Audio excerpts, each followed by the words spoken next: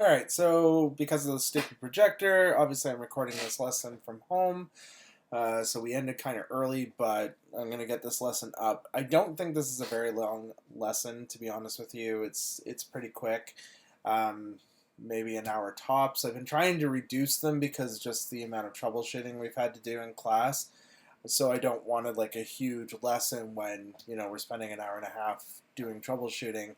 Otherwise, things kind of get lost in translation. So this should go fairly quick. Obviously, if you get stuck, you can contact me on Slack. Otherwise, you can just do, like the pause and resume kind of thing and follow along with our code state. So one thing to note that I want to start out with is we're going to be actually adding the React application into our current Node app. And there's a few different ways that we can actually add React to our Node application. We can do it in the format that we're going to do it in, which is basically the React app lives in our Node application, and we run two servers, but on the same computer. And then the React app will actually communicate with the Node app through a proxy, which we'll take a look at next week, actually. The other option is to run them as two separated servers entirely on their own machines, and then just basically communicate with the Node app through a API endpoints. And then the last way is actually to have the Node app serve the application entirely. But I feel the API version with the proxy is not necessarily more complicated, but will give you more of an idea of what generally people do. So that way you'll recognize it when you see it in the wild. That being said, it wouldn't hurt to practice all three methods, but you guys can obviously do that on your own time. All right, so I did upload the current state of our application just because we've done so many things and people have missed classes and some people are a bit behind.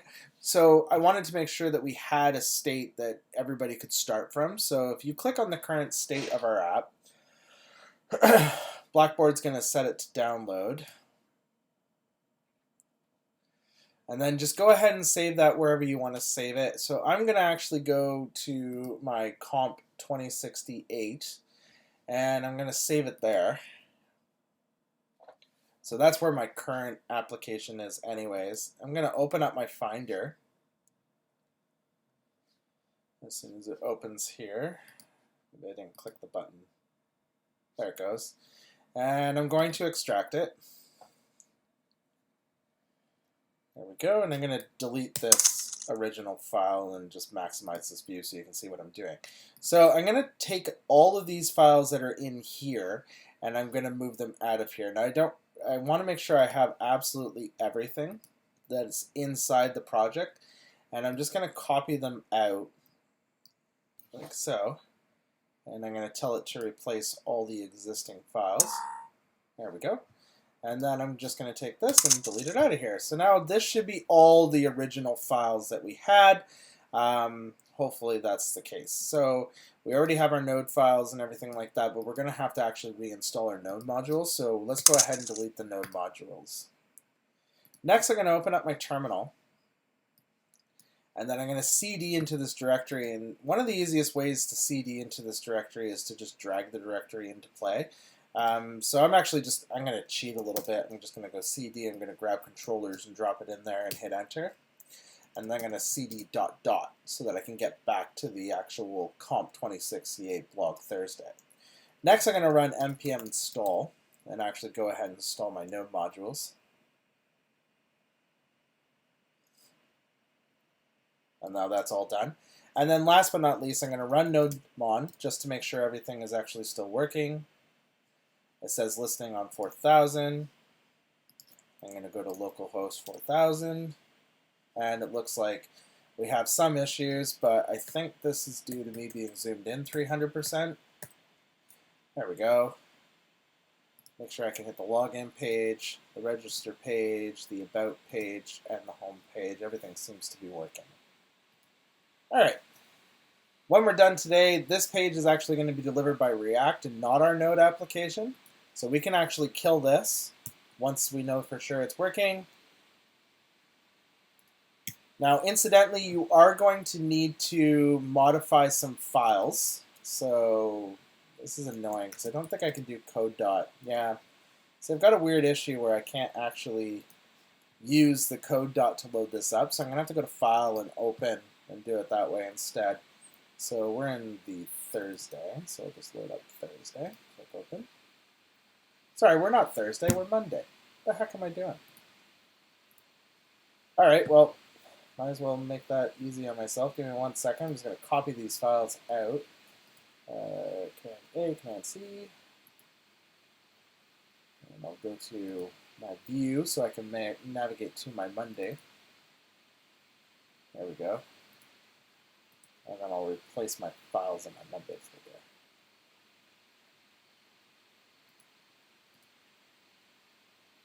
There we go.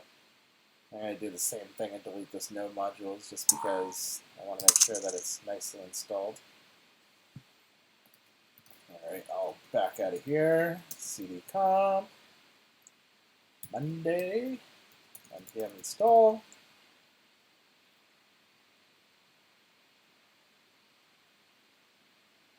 Just make sure it's working.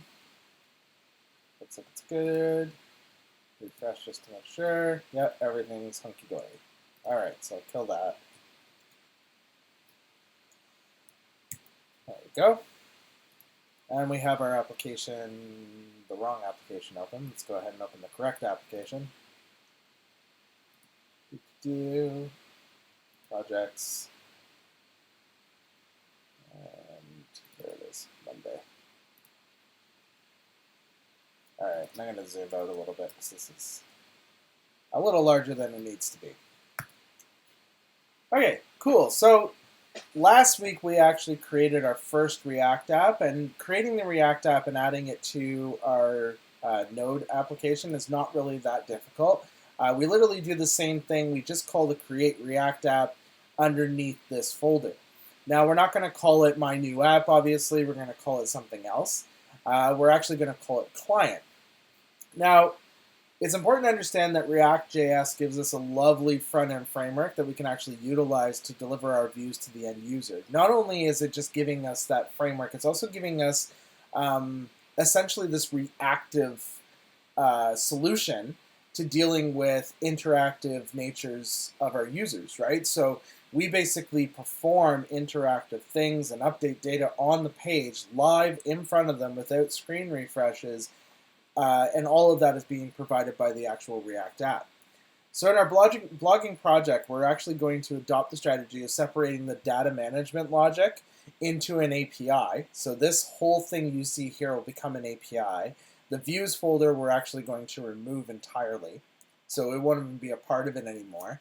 And then we're actually going to take our client. We're going to create a client folder and put the React app in the client folder. And then that will actually deliver our views. When we go to access the data from the backend, from our API, we're going to use a small library called Axios, which will actually assist us in being able to access that data. Now, in order to do this, our first step to actually creating our setup, we're going to have to actually create a new React app inside this folder. So make sure you're in your blog folder, and you're going to call create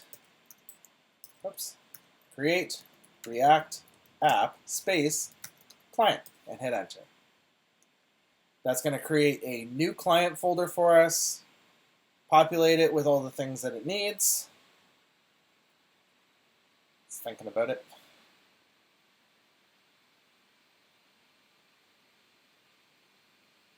There we go. It's building out our fresh packages, and we're ready. So now all we have to do is do a yarn start.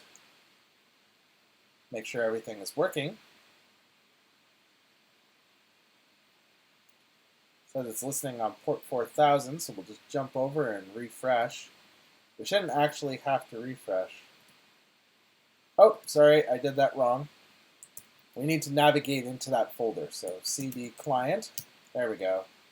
And then we'll do a yarn start.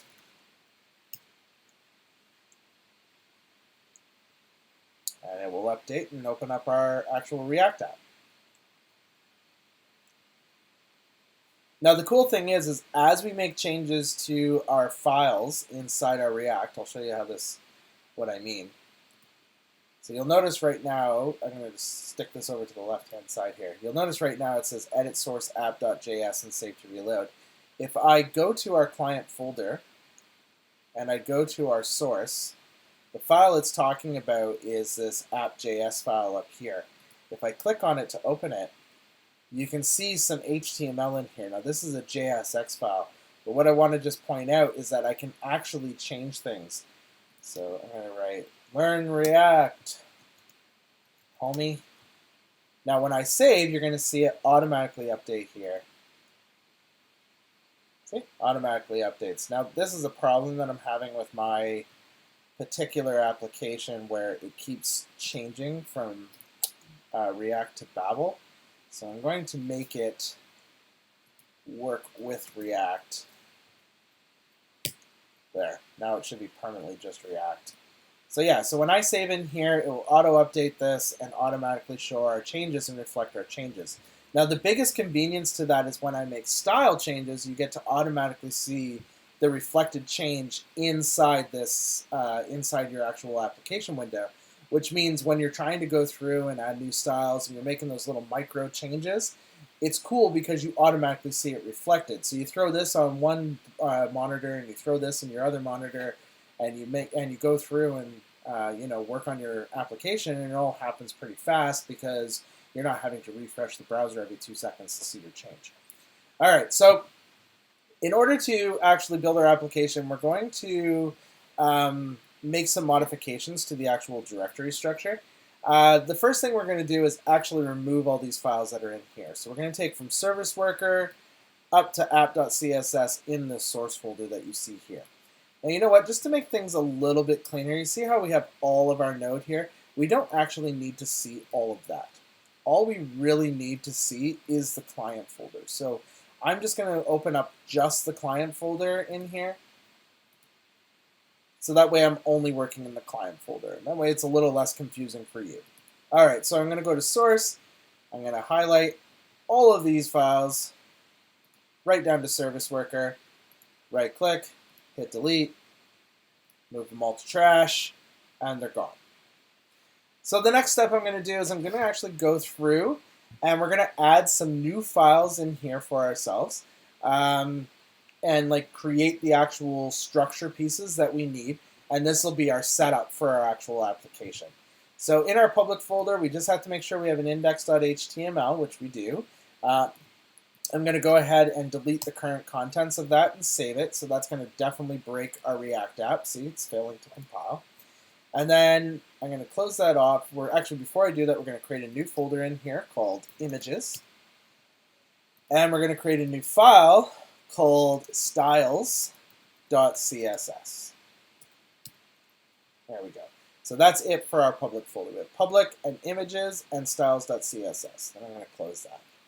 In the source folder, we're going to create a folder at the root level called components. Then we're going to create 2 folders in there called pages and partials. So a new folder, pages. Oops, that didn't do what I wanted it to do. New folder, pages, and new folder, partials. And then at the root of components, we're going to create 2 files. One is going to be called app.js, and the other is going to be called router.js. In partials, we're going to create a new file called main_nav.js. And under pages, we're going to create 3 files, home.js, about.js, and contact.js. And then last but not least, under the source folder, we're going to create index.js. All right, so let's just quickly go through that so you can see what we've got. So I'm going to collapse all these folders. So under the source folder, you're going to have an index.js file and a folder called components. Under components, you're going to have a pages folder, a partials folder, a file called app.js, and a file called router.js. Under partials, you're going to have a file called main.nav.js, and under pages, you're going to have 3 files, about.js, contact, and home.js. Okay? It's important to understand that for any React app, the main files that you must have, that you cannot get away with not having, are the index.html and the index.js.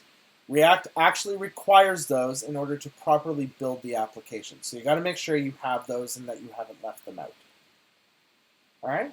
Let's talk a little bit about what React is. So React is a JavaScript library that's used for building user interfaces. So when you think about a user interface in a website, you more often than not consume the page as a whole. You don't really pay attention to its individual pieces. However, when you start utilizing partials, like we did in our Node.js application, you start to realize that these things are really just chunks, right? That can be reused in other areas as you choose.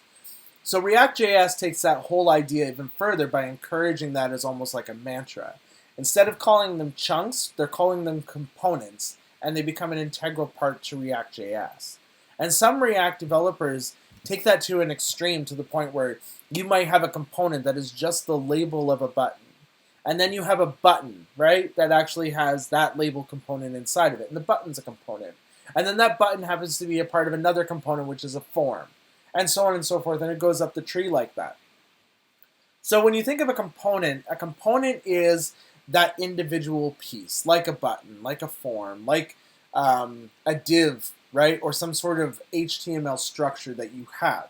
So when we build web interfaces, we usually have multiple parts, right, and we have multiple of these components. So we'll build also files that are basically assemblies of all of those components.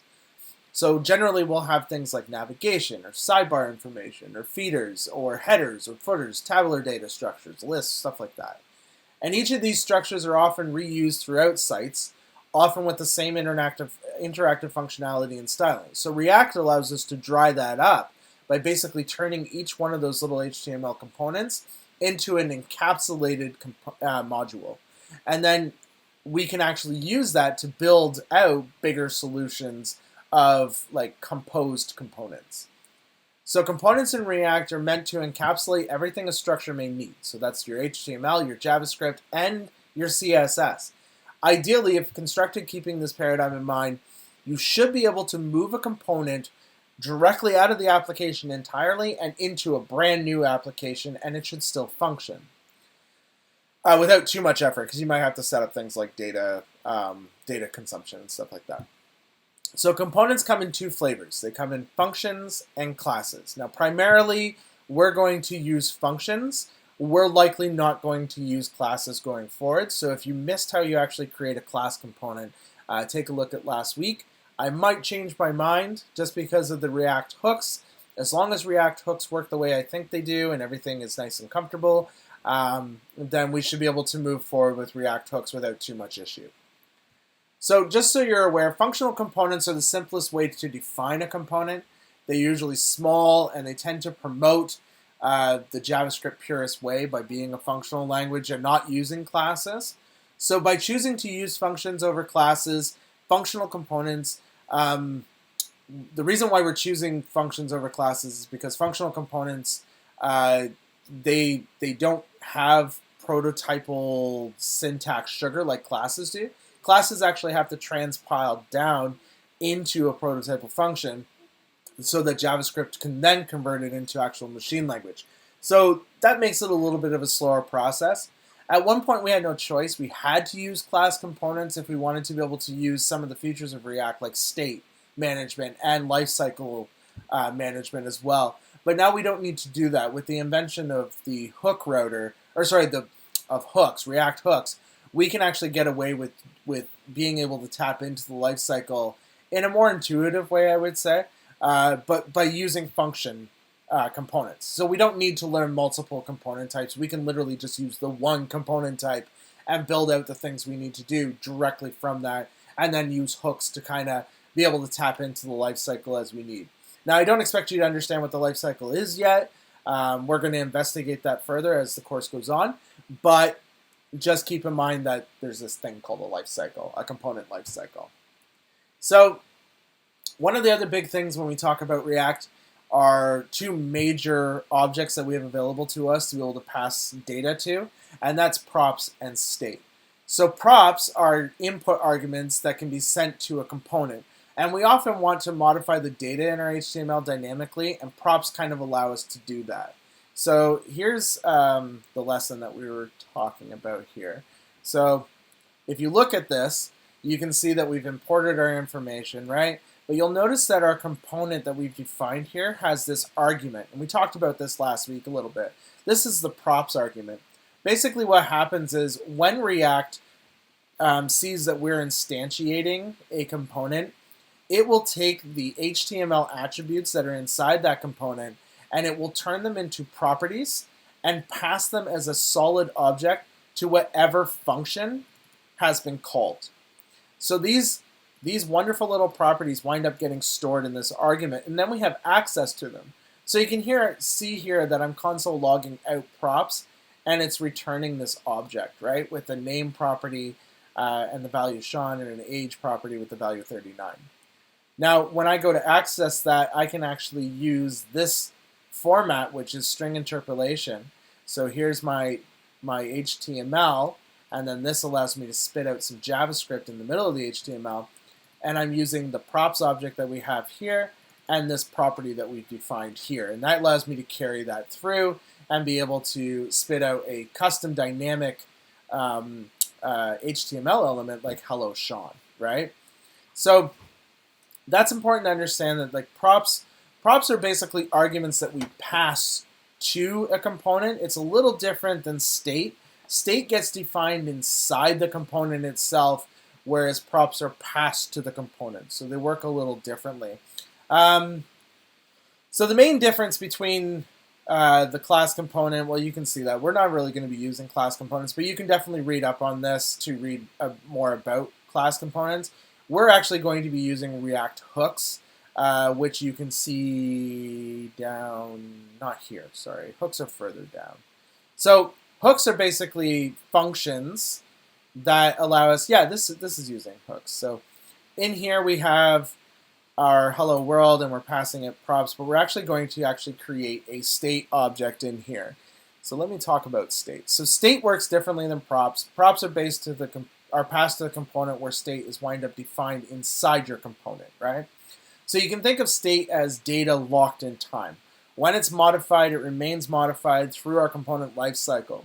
The benefit of this is that we can actually reliably pass the value down through to other components and then have them automatically reflect any value updates as they happen.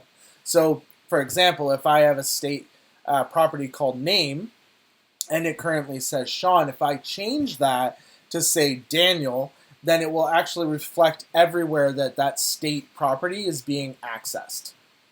So state used to be explicitly owned by the class component, so you used to be only able to do it this way and define it this way. However, now with the introduction of React hooks, you don't have to do it this way. You can actually use a proper functional component instead of a class component and have all this extra code.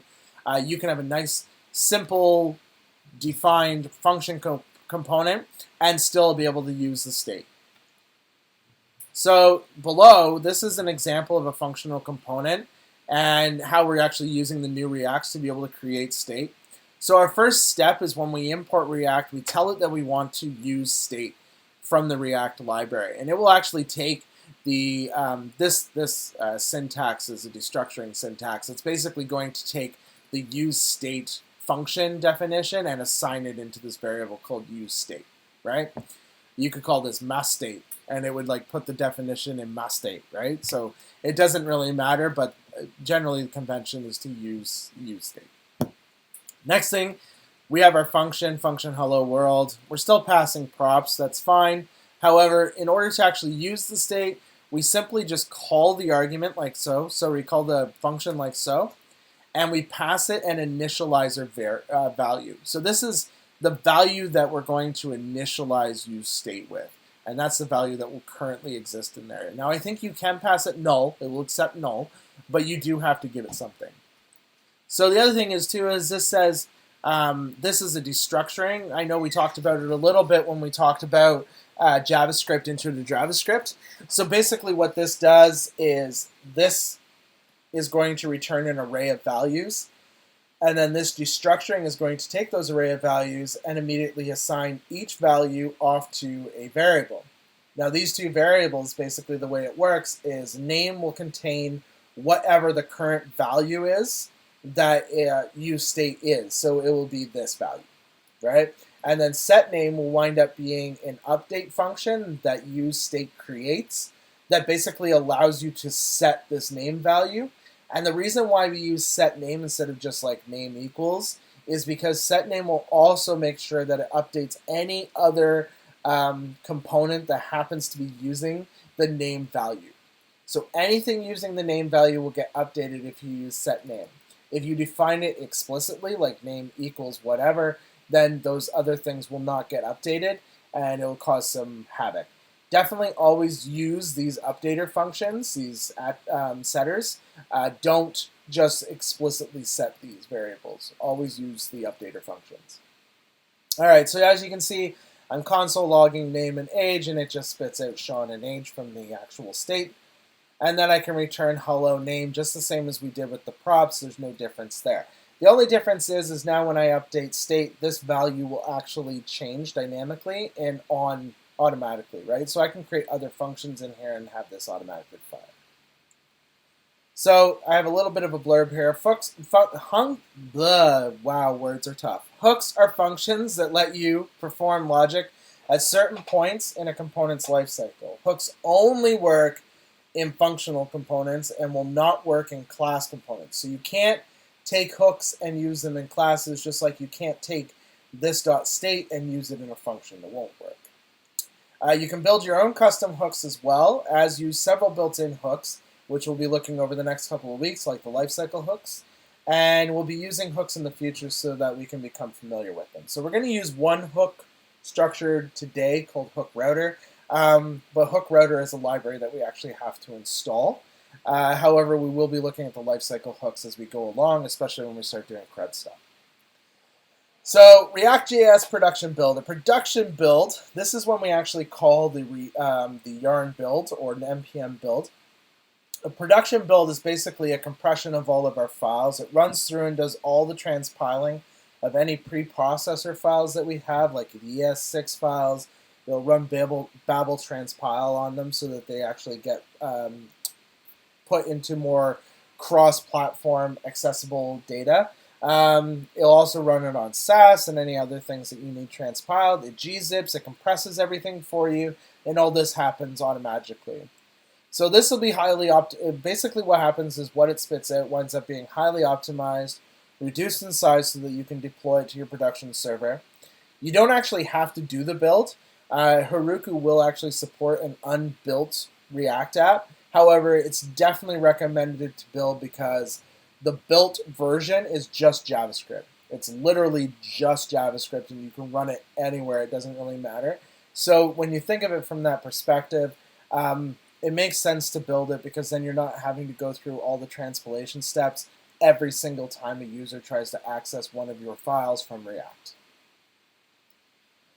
All right, so let's talk a little bit about our application flow. When our user enters our application, they're going to hit the public index.html file first. So let me show you what that looks like. I'm going to move our lesson plan up here and open our code base. So they're going to come into this public folder and they're going to hit this index.html file, right? And inside this index.html file, we're going to have our HTML in here that will actually put their, it will actually direct their request through to this file, and then the React components that get rendered here will pick up that request and deal with it in each of the components. So the first step is to come through this HTML file. The next step is it's going to get sent off to this index.js file.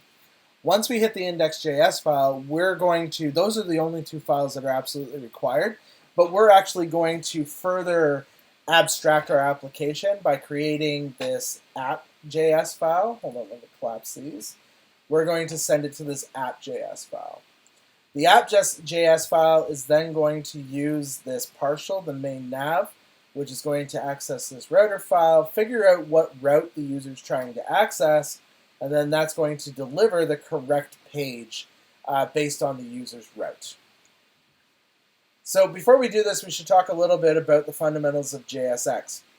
So they're called JSX files, but they actually all end with JS. Essentially, they're template files that allow the embedding of HTML and JavaScript within one file.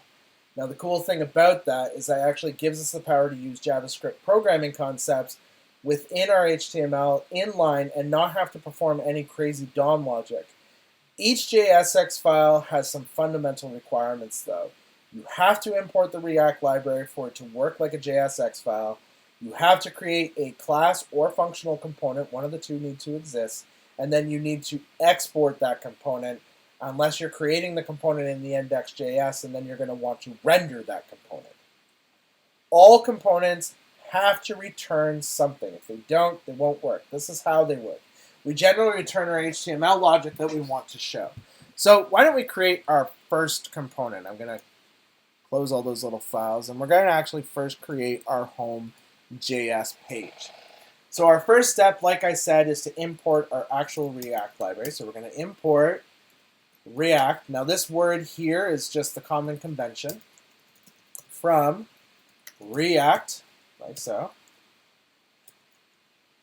Then we're going to need to be able to create a component function. So we're going to do it as a function, and we're going to call it home. Just a regular function. And then we're going to return. Now, I always return within these parentheses because we're going to type the HTML in the parentheses. So I'm going to do header, right? I'm basically just converting our pub file. So it will be header, class name is equal to home CTA. And you'll notice that creates a closing header tag. I'm going to create an H1 in here. The adventure of a lifetime. And then you'll remember we actually used a BR in here. And then we had a small tag. Now you'll notice that it automatically tries to separate these and create a closing BR tag. So we have to actually create a self-closing tag. Small, boom. And it was a rainy day in Pizzaville. There we go, we'll save that. Now, in order for this to work though, I'm gonna have to export it. So we're going to export, and the way we do this in React is we export default home. So there's our three pieces, our import statement, our functional component with our return inside, and then our export. So those are all the pieces that we require, and that's our home page. Now, in order to create the other three pages, we're going to do it a little bit simpler, but first, before we do this, we need to create our index.js page. So let's do that next. Let's go to index.js, and index.js follows the same ideas. It needs to import React, needs to import React DOM, and that's so that we can actually render our React application. Next, we might as well import home. We're going to move home from here, but we'll import home from here now. We'll just navigate to that actual thing. You'll notice these are almost like require, right? Almost like the Node JS applications require that we were using. And then last but not least, we're going to render our component.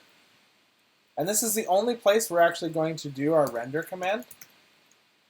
Everything's going to be served from here. So first we give it the component's name as the first argument that we want to render, and then the second argument is a DOM node, and that tells it where to render. Nice. Now hold on one second because I'm getting sick of the fact that this is not highlighting these the way I like it to be. Oh, now things look nice and synth-wavy.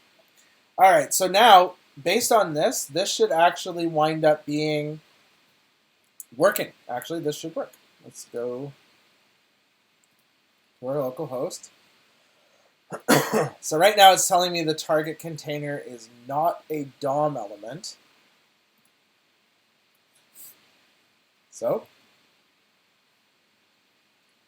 let's take a look why. Oh, yeah, I see why. So the reason why is because we currently don't have our index file.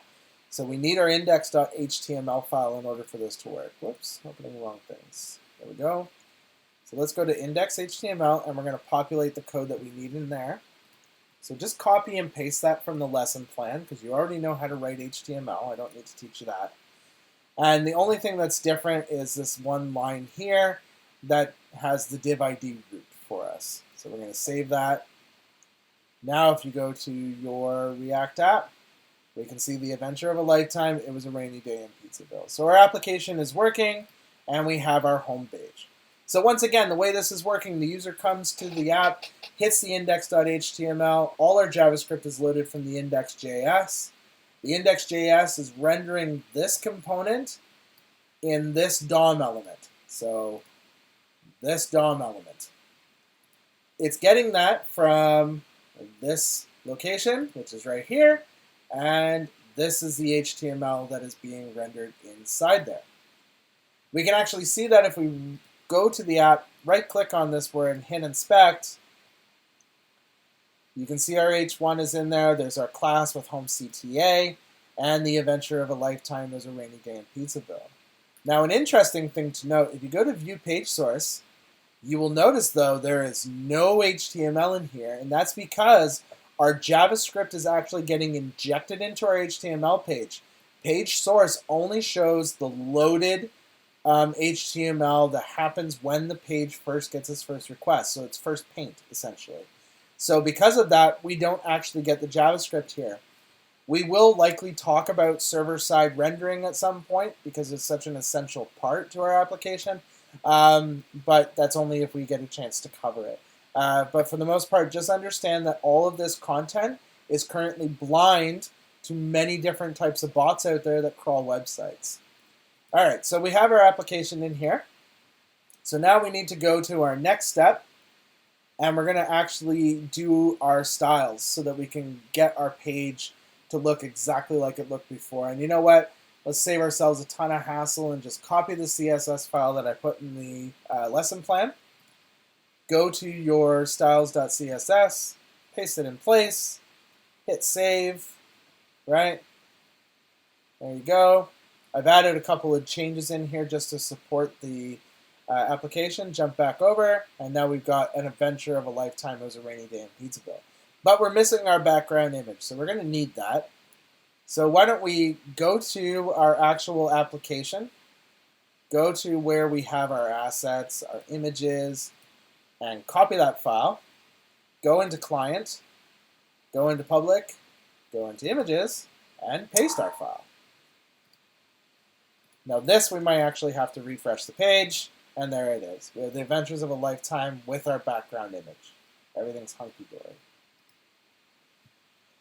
All right, let's talk about shifting our views from Pug to JSX. These are pretty easy. We're going to do exactly the same process that we did with the home.js file. So in the about, again, we're just going to import React, right? So let's do that. Import the React from React. I'm just going to copy and paste this one. There we go. Next, we're going to build our function, right? So we have our function. We're going to call it about. We're going to return an h1 about page. Now, I like to put these in parentheses. They're not required, but they look nicer in parentheses. Makes it easier to see what you're actually doing. And then our last piece, we have to export it. This is probably one of the most simplest view files to create. Now this logic is exactly the same for the contact page, so why don't we just copy, go to the contact page, paste, and we'll just change this to contact, and then we'll do these as contact as well. There we go. So now we have a contact page and about page, but we need some way to be able to actually serve these files. And we currently don't have a way to access those unless we were to go to our index page and actually replace this. But we have a much easier way to do that, and that's by creating some React routes. So in order to allow our user to actually navigate our application, we're going to want to be able to provide them the menu. Remember the menu that we had in Node.js? We want to basically be able to recreate that. To make rendering the correct components simpler, we're going to create a router, just like we did in our Node.js application. The library we're going to use that will actually do the routing, though, instead of Express, is actually called Hook Router. Hook Router is going to analyze the provided string we give it and call whatever callback function we provide. Exactly the same that we did with Express. So the format is quite simple. We just have to provide an object with keys, and then those become our paths. So the keys will become our paths, and then the function definitions become the values. So the function definitions will really just be whatever the component's name is. Okay? So if you open up your router.js file, the first thing we're going to need to do is import React from React, so this gets treated correctly. Then we're going to import our 3 component files. So we're going to import home from ./pages/home. Duplicate that a couple of times. We're going to import about, right?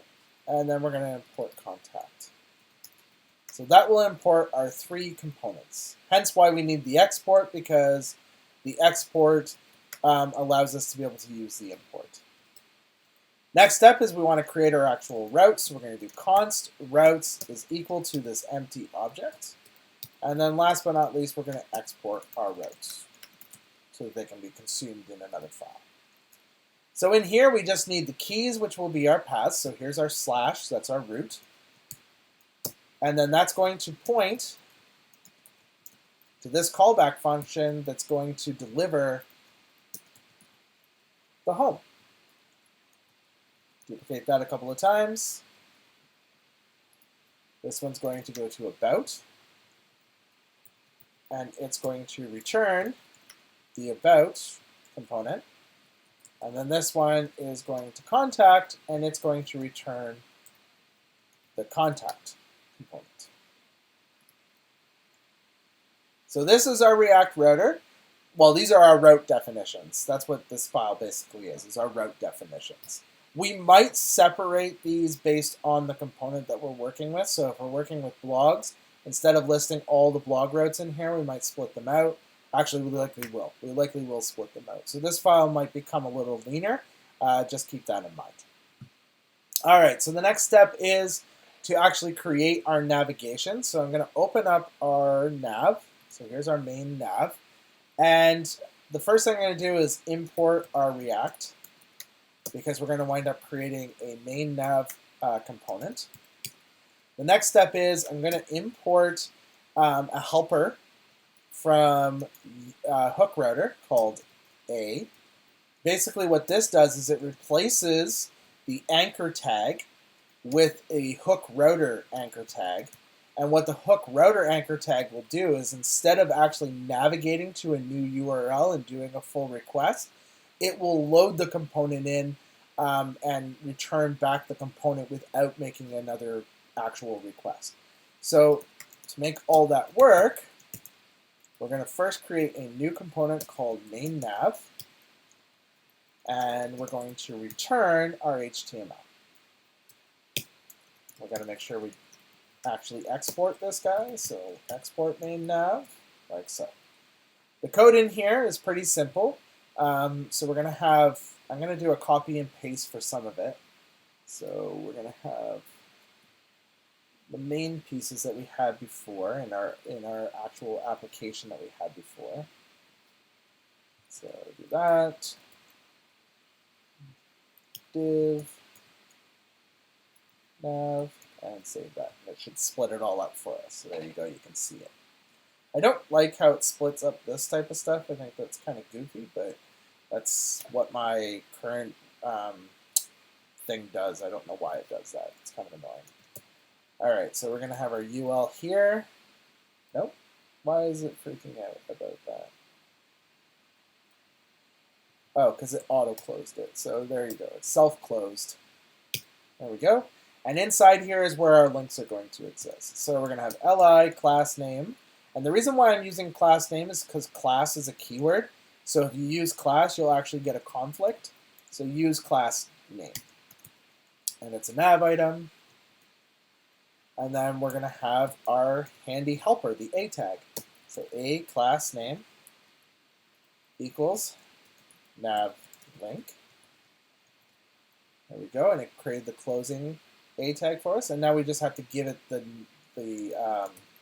name of the link and the path.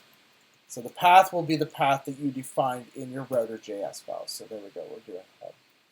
I'm just going to duplicate this 2 times, sorry. This one is going to be called about, and this one will be called contact. Right? This is going to go to about. Whoops, something happened now. There we go. And this one will go to contact.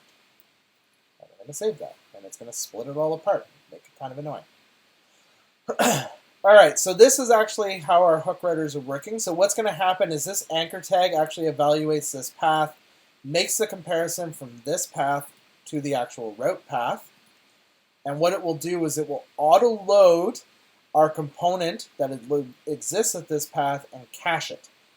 Now when the user actually clicks on home, it will deliver the cached version of our home component. If you click on about, it will deliver a cached version of the about component, and if you click on content, it will deliver a cached version of the contact component, which means it won't actually have to go anywhere. It won't leave this page and move on somewhere else. It will actually just render the component in place without creating a whole new request. Now, in order to complete this, we actually need to link this up to our application itself. So that's where we're going to dive into our app.js file, and we're going to fix it up. We're going to first import React from React. Okay. Our app.js file is basically our composer. It's our composed file, which will be composed of all the things we need to actually create our application. We're going to do an import use routes from hook router, and this will allow us to actually use our router. We're going to import the routes themselves from .router. We're going to import our navigation. So there's our main nav from the partials / main nav. And then we're going to do this a little bit different. You can export defaults at the bottom, or you can actually export default inline. So we're going to do it inline this time, just to show you that you have the control over both. And then here, we're first going to instantiate our React router. So we're going to do const route result, which will actually be where the component gets stored, equals use routes, like that. And then we're going to return our HTML, div class name equals, and that will be app. We're going to render our navigation component, so that will be the main nav, and that will be rendered at the top, and that's a self-closing application. And then last, we're going to render the result back from the router. All right, let me explain this. So React, right, allows us to use React components. Without this, we can't use React components. The next step, use routes, comes from the hook router. Use routes basically says, take these routes definitions that I created, right? These are where our routes definitions are. And whatever the user has typed in as the path, return the correct component. The correct components are the ones that we defined in here, right?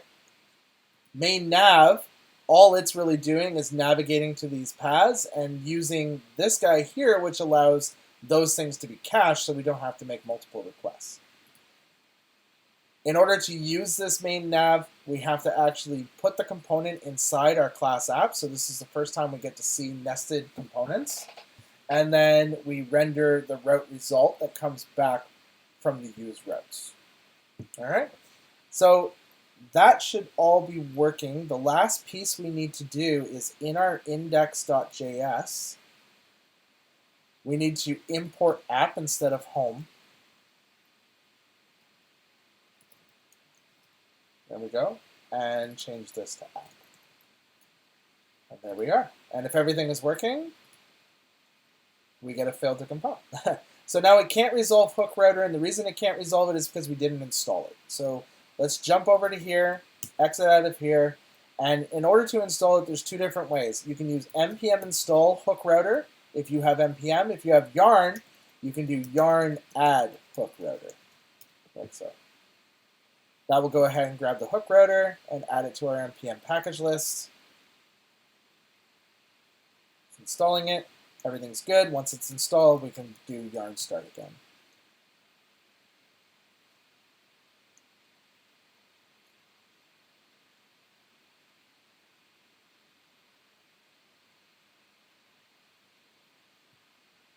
And there we go.